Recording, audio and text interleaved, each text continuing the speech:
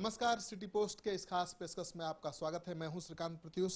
आजकल बिहार की राजनीति में जो कुछ हो रहा है उसके बारे में आपके दिमाग में भी कई बातें चल रही होंगी और मीडिया कर्मियों के दिमाग में भी कई बातें चल रही है, लेकिन वाकई बिहार में क्या होने जा रहा है या क्या हो सकता है, ये जानने के लिए आज हम हैं बिहार के जाने माने नेता शिवानंद तिवारी जी के साथ, जिनको राजनीति की बारीक समझ है। इनसे एज नेता नहीं, इनसे एक राजनीतिक पंडित की तरह हम जानने की कोशिश करेंगे, बिहार की राजनीति को समझने की कोशिश करेंगे।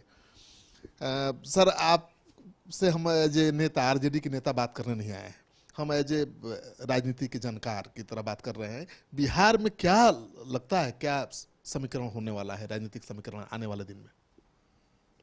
देखिए, आप चाहे जो मानिए, लेकिन तथ्य तो यही है कि हम आरजेडी में हैं और भले एक पार्टी के कार्यकर्ता के नाते अब उस तरह से तो हम नहीं बात कर सकते हैं जिस तरह के बात की आप अपेक्षा करते हैं, लेकिन बिहार के राजनीति की स्थिति जो है बहुत ऊहापोह में है। अब लोग तरह तरह का सिग्नल आ रहा है, लोगों को समझ में नहीं आ रहा है कि माने ये क्या हो रहा है, कल जो है क्या होगा। ये स्थिति जरूर है और इसके पीछे कारण जो है यानी हम लोग नहीं हैं, यानी हमारा गठबंधन नहीं है।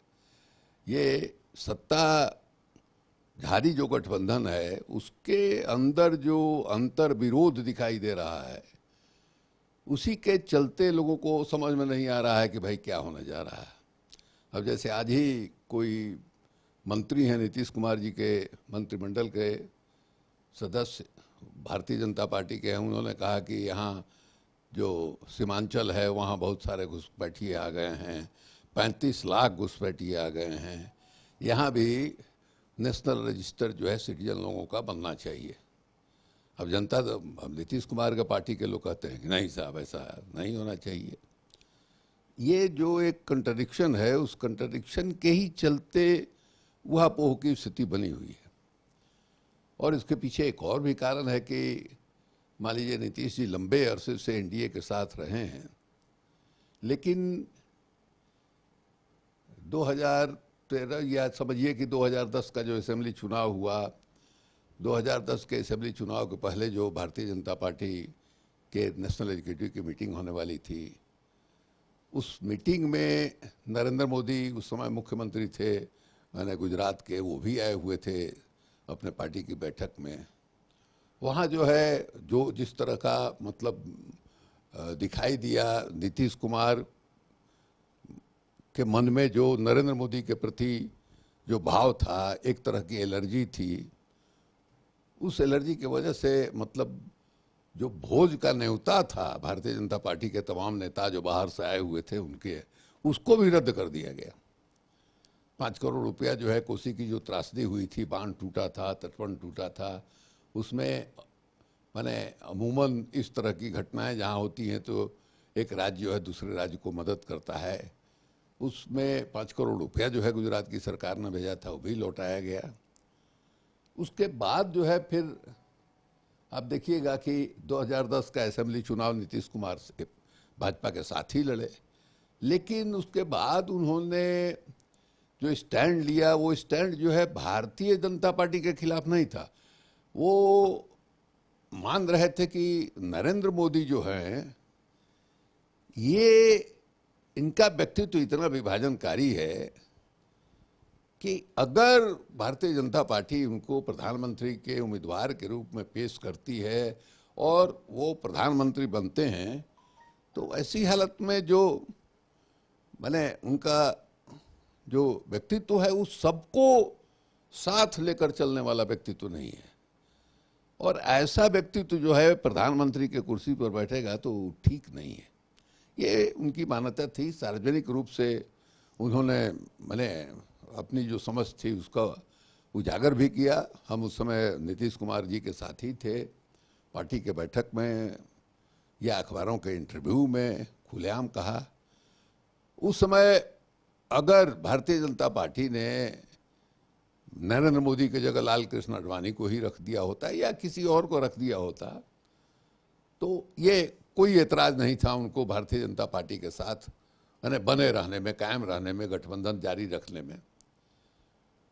लेकिन जब भारतीय जनता पार्टी ने मैंने इलेक्शन कैंपेन के लिए कमेटी बनाई, उसका चेयरमैन जो है बना दिया नरेंद्र मोदी को, तो ये वहाँ से अलग हो गए।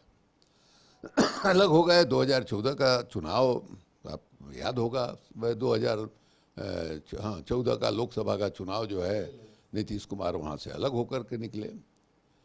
नीतीश जी को ये उस समय एक धारणा होगी कि साहब हमने बिहार में इतना काम किया है, हमने अति पिछड़ों को आरक्षण दिया है, महादलितों के लिए इतना काम किया है, मेरी छवि जो है एक धर्मनिरपेक्ष नेता की है, हमारे यहाँ हमने कहीं कोई सांप्रदायिक तनाव वगैरह उत्पन्न हुआ तो बहुत मजबूती के साथ डील किया, हमको अकेले जो है माने हम एक नंबर की पार्टी जो है बिहार में हो जाएंगे। लेकिन ऐसा हुआ नहीं, ऐसा हुआ नहीं।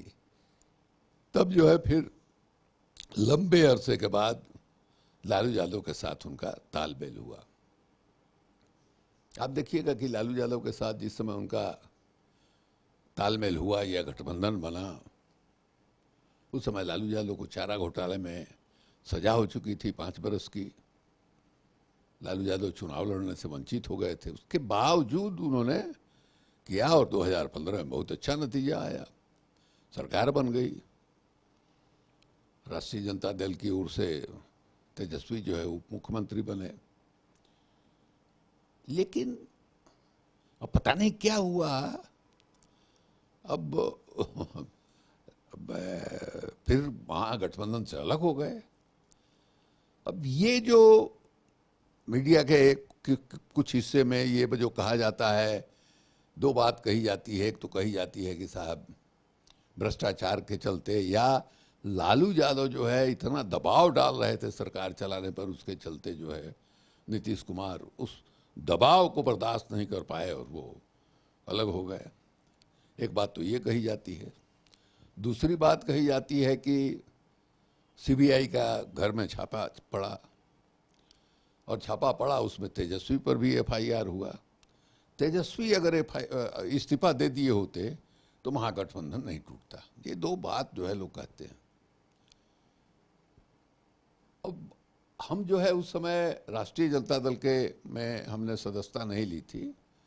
उसके पहले तो हम नीतीश कुमार के साथ ही थे। 2013 में सबको याद होगा राजगीर में जो शिविर हो रहा था, हमने क्या कहा था? हमने तो नीतीश कुमार को चेतावनी दिया था कि भैया ये जो आदमी है नरेंद्र मोदी जिसका नाम है, ये कोई साधारण आदमी नहीं है। अब देख लीजिए भाई, चाय बेचते बेचते ये प्रधानमंत्री के कुर्सी का इतना मजबूत सशक्त दावेदार हो गया है, तो इसका मेटल कुछ अलग है, इसको आप हल्के में मत लीजिए। मेरा कहना यही था। हमारे पास एक 2-3 मिनट का एक वीडियो क्लिप कहीं मैं था वहाँ, मौजूद था उसमें जब आपने कहा था। अच्छा। तो हमने ये कहा कि इसका जो मजबूत व्यक्ति, हमको डर लगता है। क्यों डर लगता है? हमने ये भी कहा इसलिए कि आरएसएस की विचारधारा जो है इसके रग-रग में है। और मैं ये मानता हूं कि आरएसएस की विचारधारा जो है वो देश के लिए माने अनुकूल नहीं है।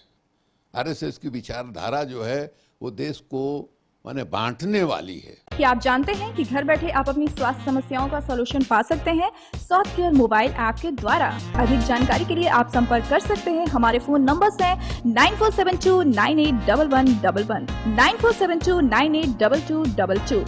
Soft care app, solution at your finger tips.